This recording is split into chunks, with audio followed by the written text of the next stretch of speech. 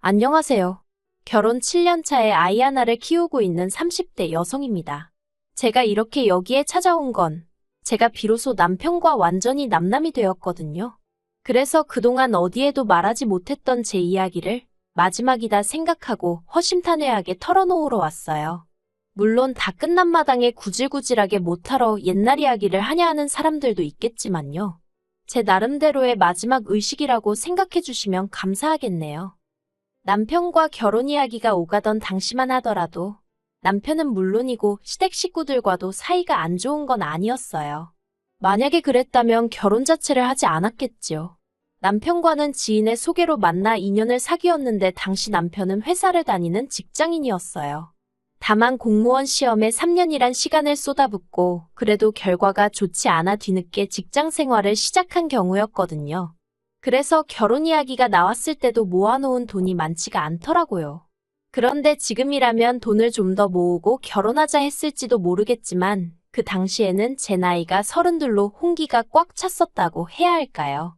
그렇다 보니 친정부모님 주변에서 딸은 언제 시집가냐, 그래서 손주는 언제 안아보냐, 간섭하는 친인척들이 꽤나 계셨던 것 같아요. 친정부모님은 돈도 돈이지만 홍기를 놓치지 않았으면 좋겠다며 결혼을 그냥 진행하라 하셨습니다.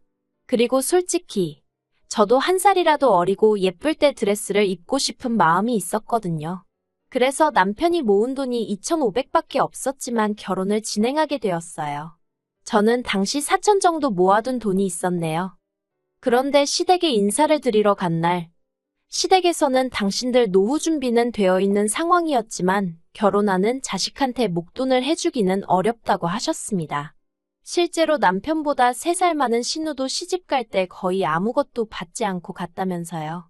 솔직히 시부모님이 해놓고 사는 걸 보면 그렇게 빠듯해 보이지는 않았지만 어쨌든 없다고 하시는데 제가 그걸 추궁할 것도 아니고 당장 남편도 별말 없이 가만히 있었거든요.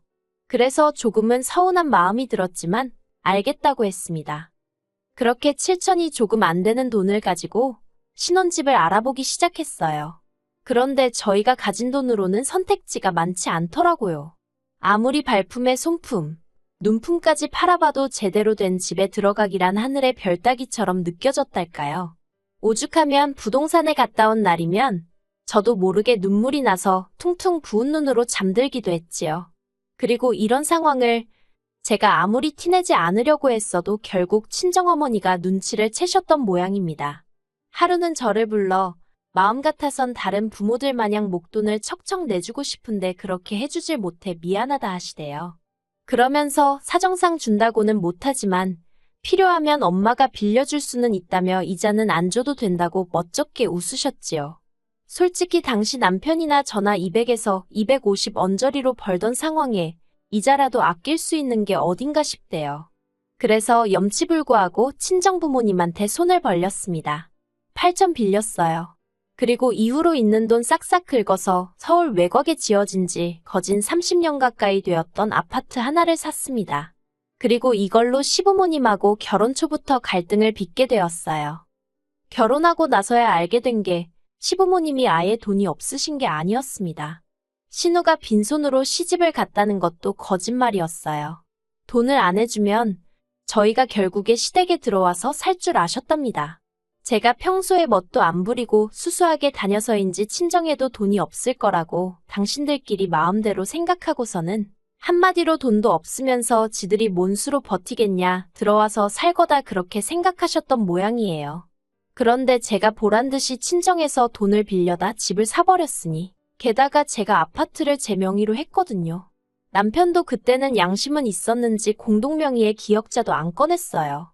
그런데 이제 흠잡을게 마땅치 않으셨는지 그 사실을 아시고는 굉장히 언짢아 하시더라고요. 저더러 너는 뭐하나 집안어른들하고 상의하는 법이 없다면서 그렇게 전부 다 네 멋대로 하고 살 거면 결혼은 왜 했냐, 혼자 살지. 정말이지 별소리를 다 하셨어요. 그리고 그런 구박은 애를 낳은 이후로도 한동안 계속되었습니다. 하지만 그런 말도 안 되는 억지와 오해들도 다 참았습니다.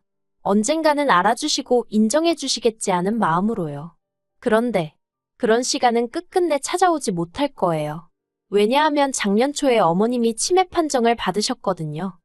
사실 언젠가부터 어머님은 갑자기 당신이 지금 어디 있는지를 모르겠다며 전화를 해오시기도 했고 걸핏하면 핸드폰을 잃어버리셨어요. 심지어 언젠가는 가족끼리 외식차 방문한 식당에서 느닷없이 잠에 드시기도 하셨지요. 그런데 이럴 때마다 온 가족이 어머님이 피곤하신 거다. 이게 다 며느리인 제가 제대로 못 챙겨서 그렇다는 식으로 얘기했을 뿐 누구 하나 심각하게 생각하는 사람이 없었습니다. 저 혼자만 설마 하면서도 괜히 말을 꺼냈다 다들 어떻게 생각할지 몰라서 생각만 하고 말았던 것 같아요. 그러다 결국 건강검진차 들렸던 병원에서 치매가 의심된다며 큰 병원에 가서 검사를 받아보길 권유받았고 그렇게 현실을 마주하게 된 거지요. 그리고 결과를 받아들고 얼마 지나지 않아 어머님의 증상은 급속도로 악화되기 시작했어요. 갑자기 울거나 웃으시는 등의 감정 표현도 격해지셨고 그러다 지난 6월 어머님이 아버님을 후라이팬으로 때리셨는데 아버님이 어머님한테 그때 처음 맞아보셨대요. 여담이지만 젊었을 적에 아버님이 어머님을 어지간히 힘들게 하셨다더니 그때 맺힌 게 나온 거 아닌가 싶어요. 아무튼 그러면 아버님도 어머님이 어쨌든 환자니까 그냥 넘어가 주셨으면 좋았을 텐데 그 와중에 어머님을 같이 때리셨나 봐요. 그나마 그 현장을 타이밍 좋게 신호가 봐가지고 그래도 어쨌든 집안이 시끄러웠습니다. 정말이지 그때를 생각하면 지금도 아찔하네요. 그리고 보다 못한 제가 남편한테 조심스레 요양원 이야기를 꺼냈습니다. 그런데 남편은 아주 난색을 표하면서 일단 자기 누나랑 얘기해보겠다고 하더라고요. 그런데 얼마 후 신우가 연락을 해와서는 저더러 시댁 근처로 이사를 하라더군요. 아버님 혼자서 어머님을 어떻게 돌보냐면서 자식들이 옆에서 들여다봐야 하지 않겠냐고요. 저도 물론 아버님이 힘드실 건 잘 알고 있었습니다. 평생을 대접받고만 사시던 분이 갑자기 아이가 되어버린 어머님을 돌보며 살려니 여러 가지로 애로사항이 많으셨을 거예요.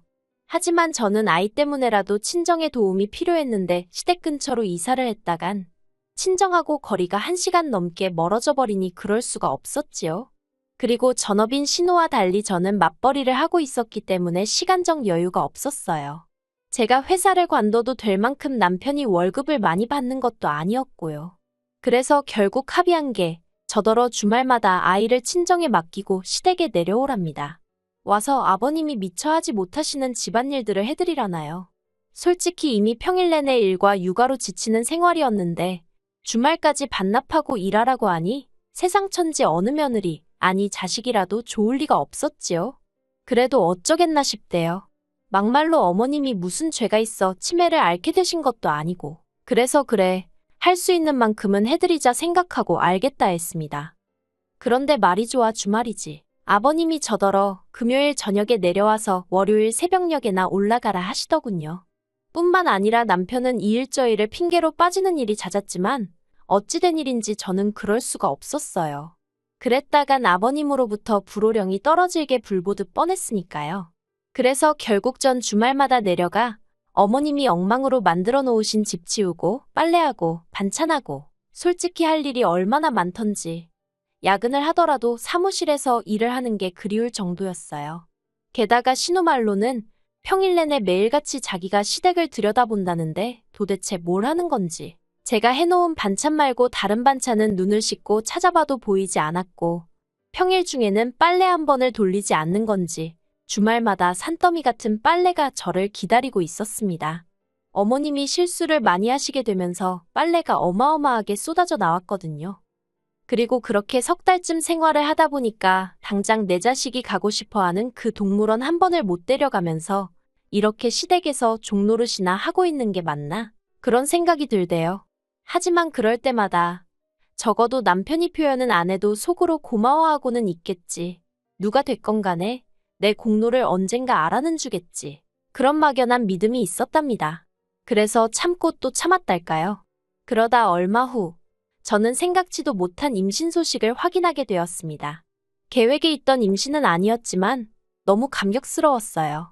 항상 아들 하나 딸 하나 있으면 좋겠다 생각했기에 당시에는 아들인지 딸인지도 몰랐는데도 벌써부터 기쁘더라고요. 친정부모님의 도움을 좀 더 오래 받게 되면서 죄송한 마음이 컸지만 친정부모님은 그런 건 신경 쓰지 말라며 축하해 주셨습니다. 첫째 때는 사는 게 빠듯해서 산후조리원 구경도 못했는데 이번에는 그러지 말라면서 친정부모님이 따로 500만 원도 챙겨주셨지요. 그런데 시댁의 반응은 냉담했습니다. 제가 임신 소식을 알리며 더 이상 주말마다 시댁에 내려갈 수 없다고 말하자 신우가 처음 했던 말이 저더러 왜 그렇게 사람이 경솔하냐대요. 황당해서 경솔하다니 그게 무슨 소리냐 했습니다. 그러니까 신우가 정말 나을 거냐면서 자기가 수술비는 대줄 테니 이번에는 포기하라는 사람으로서는 감히 입에 담을 수도 없는 말을 꺼냈어요. 미안하지만 자기한테는 자기 어머니가 더 소중하다면서 저한테도 있는 사람부터 챙기는 게 맞지 않냐며 생각을 잘 좀 해보라고요. 제가 말도 안 되는 소리라고 나을 거라 했습니다. 그랬더니 아버님은 한다는 말씀이 그래 나으려면 나아라. 그런데 애 낳는 거랑 시댁에 내려오는 거랑 무슨 상관이냐입니다. 제가 체력적으로 힘들어서 안 된다고 했더니 그러면 회사를 관두고 아예 시댁에 내려와서 지내면 되겠다나요. 한참을 듣고 있다가 어이가 없어서 두 분 다 진심이시냐 했습니다. 그리고는 남편더러 무슨 말이라도 좀 해봐 그랬어요. 그런데 남편이 입을 꾹 다물고 아무 말도 안 하고 있더라고요. 결국 이도저도 해결이 안 나고 그렇게 저랑 남편이 집으로 돌아왔습니다. 남편더러 왜 가만히 있었냐고 따졌어요. 그리고 그렇게 어머님 상태가 걱정되면 당신이 내려가서 아버님이랑 같이 지내라 했지요. 그랬더니 기껏 한다는 소리가 어머님도 여자니까 같은 여자가 편하지 않겠냐는 거예요. 자기 이름도 잊어버리시고 막말로 똥오줌도 못 가리시는 양반한테 그런 게 중요했을까요? 도무지 말이 통하는 것 같지 않아서 남편더러 난 이제 두 손 두 발 다 들었다고 알아서 하라 했네요. 그러자 남편은 무슨 딱따구리도 아니고 계속해서 같은 말을 반복했어요. 기왕 시작한 거 조금만 더 해주면 안 되냐고요. 그러더니 급기야 한다는 말이 저더러 저러다 어머님 돌아가시면 후회 안 할 자신 있냐대요. 어이가 없어서 남편더러 당신은 자신 있냐고 물었습니다. 그랬더니 또 묵묵부답. 그런 의미 없는 말다툼을 몇 번이고 반복해야만 했어요. 그리고 스트레스 때문인지 결국 일주일 후에 저는 아이를 떠나보내야만 했습니다. 유산을 한 거지요. 수술을 마치고 병원에 누워있는데 하염없이 눈물만 흘렀어요. 그런데 그때 병실에 남편하고 신우가 들어오더니 그러면 언제부터 움직일 수 있는 거야? 이번 주말에는 움직여도 괜찮다지? 아버지가 걱정이 많으셨어. 그럽니다. 온몸에 소름이 쫙 끼치더라고요. 피는 못 속인다더니 이것들이 사람이 맞나 싶었지요. 저는 둘에게 나가달라고 내 평생 시댁에 가는 일은 없을 거다 했습니다.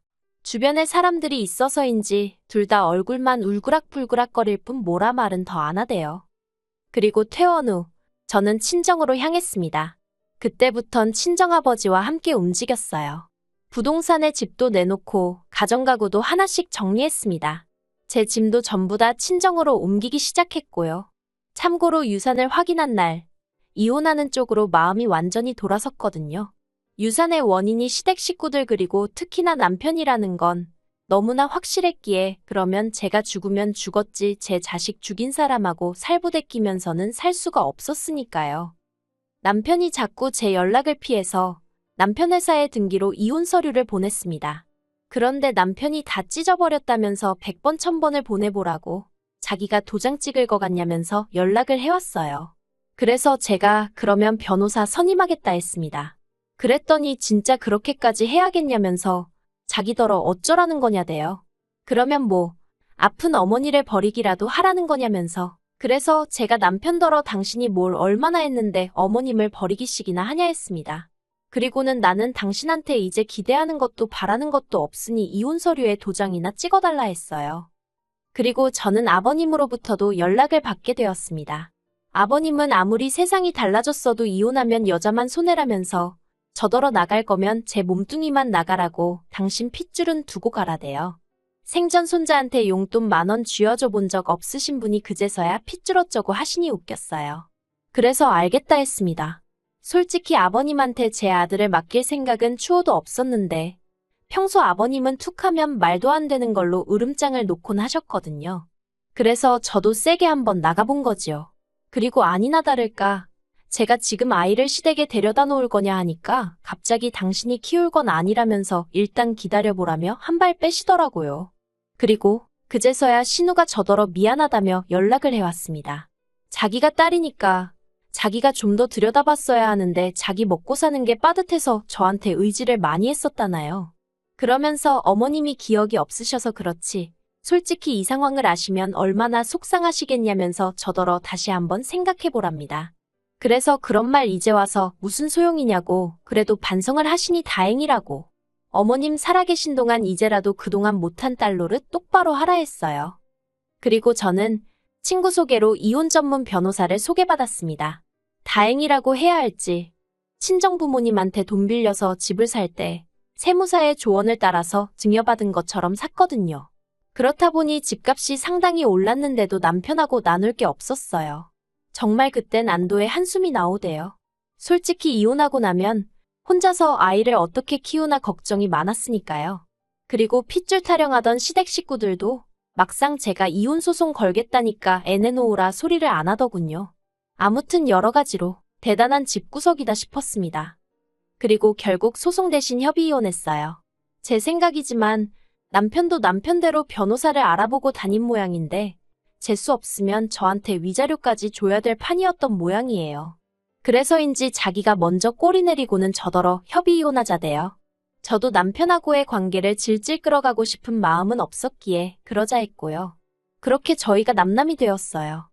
솔직히 이혼녀라는 타이틀을 가지고 혼자서 아들을 잘 키울 수 있을지 걱정도 되고 두렵고 떨립니다. 지금보다 더 강한 엄마가 되어야겠지요.